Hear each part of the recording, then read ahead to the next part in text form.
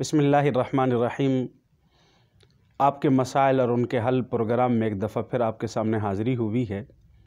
ये एक साहब ने सवाल किया है कि क्या किस्तों पर कोई चीज़ ख़रीदो फ़रोख्त करना जायज़ है या नहीं, जबकि किस्तों पर जब चीज़ ख़रीदी जाती है या बेची जाती है तो नक़द कीमत और होती है और उधार कीमत और होती है। यानी उधार महंगी बेची जाती है और नक़द ज़रा सस्ती होती है। तो क्या शरन इस तरीके से ख़रीदो फ़रोख्त करना जायज़ है या नहीं है। देखें, किस्तों पर ये जो हमारे यहाँ नज़रिया है कि किस्तों पर चीज़ें फ़रोख्त करना जायज़ नहीं है। किस्तों पर चीज़ें फ़रोख्त करना खा उधार हों या नक़द हों, ये जायज़ है। ख़रीदो फ़रोख्त उधार और नक़द दोनों किस्म की ख़रीदो फ़रोख्त शरन जायज़ है। रेट उसमें उधार का ज़्यादा हो और नक़द का कम हो, ये दोनों सूरतें शरन जायज़ हैं। जितने भी रेट हों कोई हर्ज नहीं, लेकिन अलबत्ता सिर्फ़ दो बातों का ख्याल रखना ज़रूरी है। उनमें से पहली बात तो ये है कि हमें इस सूरत में मुकर्रर कर लेना चाहिए कि हमारा रेट कौन सा होगा। जब आप मीटिंग कर रहे हों, बै की ख़रीदो फ़रोख्त के मामला कर रहे हो, तो ख़रीदो फ़रोख्त के मामले के अंदर कम से कम आप एक रेट तय कर लें।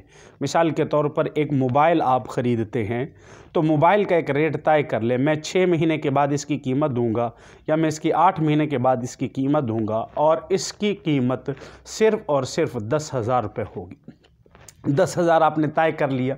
जब 10,000 रुपये आपने एक कीमत इसकी तय कर ली तो फिर इसकी शरन बाय जायज़ है। एक सूरत तो ये है।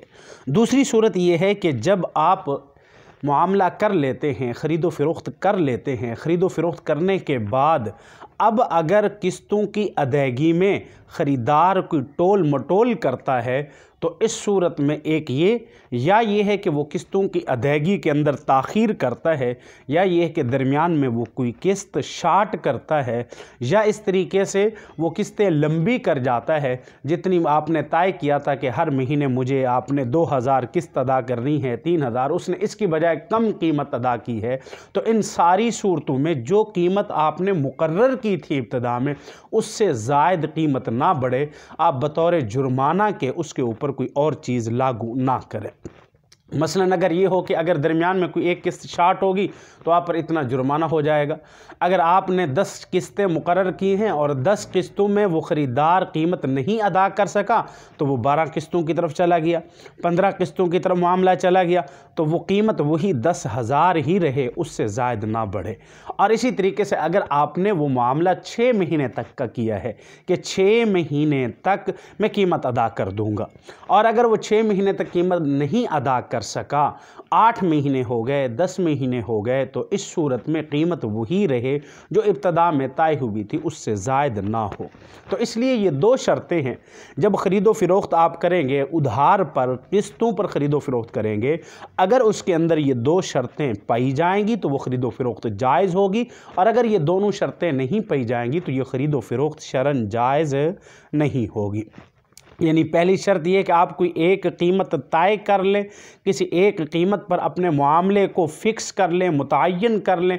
फिर उसके बाद जब किस्तें आगे अदायगी का वक्त हो और आगे वक्त चले तो किस्तों की ताख़ीर की सूरत में, टाल मटोल की सूरत में, या किसी किस्त के शार्ट होने की सूरत में, या मुतय्यना मुद्दत से ऊपर चले जाने की सूरत में आप इजाफ़ी मामला उससे ना करें, आप जुर्माने के तौर पर उससे कुछ वसूल ना करें।